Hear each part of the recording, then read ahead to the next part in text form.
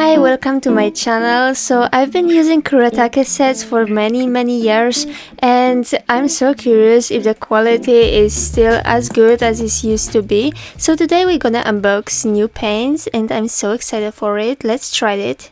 And I'm gonna be comparing it to the one I got like 7 or 8 years ago, and I know it very well. So let's see what is new, what changed. And here it is. It was very beautifully packaged. I like how I can see all the colors already. And what I've seen at the first glance is that there are no longer Japanese writings on the labels of the colors. The colors are the same size as before, and besides that the paints look exactly the same. You have place for the swatches at the back, which is so convenient, and you have writing on the back of the paints to put it in the correct place after you are done painting. Now let's swatch all the paints because I'm so excited to see all those beautiful colors in action. I bought this set with the intention of refilling my older palette because I ran out of the black and blue. Also I don't have any pink, so this palette seemed perfect. I really love the skin tones and the browns are so pretty. Keep on watching because in the later part of the video I will tell you why there are so many colors in those Japanese palettes and so many bizarre colors,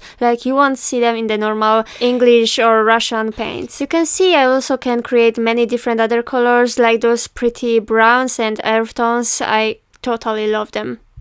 What often happens with those paints is that they are shrinking when they are splashed with water, and that happens because before you can use them you need to sprinkle them with water and wait a bit, and then you can take the pigment out of this container and start painting. But unfortunately after you use them they stop looking so beautiful. They often shrink, as I said, but they work exactly the same as before, they just look uglier.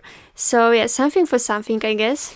Okay, now let's test them on the painting. Let's see if the quality is the same. I'm gonna be using the colors which I already had mixed with the new ones because I like my options. And this is the mistake maybe on my side because I am using normal Bristol. This is not paper for watercolors. That's why you can see all those little dots.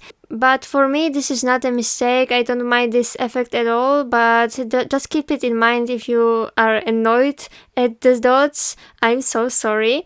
Maybe next time I will be using normal paper. This is for me just for practice, and I don't think at the later stages it looks any bad. I think it's quite cute. So yeah, I really enjoy those paints. I like layering with them. I like that I can change the colors as I go. I can add a lot of stuff on it. Sometimes with this paint, if you add them like a thicker layer of them, it is getting shiny and it may sometimes look bad in some places. But on textured painting, it often looks really pretty. It depends in which place it's created and where, but it sometimes is shiny. So keep that in mind if you like to try them out.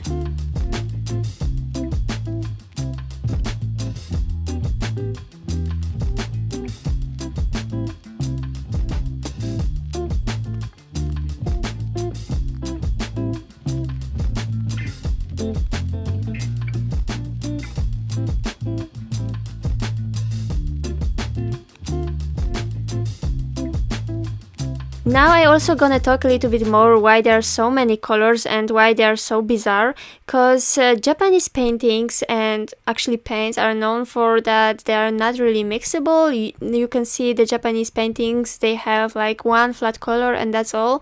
Sometimes they mix, but most often not. So that's why you have very wide range of colors available, and of course you can mix them. You can see that I can create a lot of beautiful earth tones and other colors from this palette, but I love how you can just take them from the pan and use it. Also because those paints are specifically made for the Japanese painting. Japanese painters often use very big paintbrushes, and that's why the containers for the paint are so huge. So that's the reason, that's why they look as they do.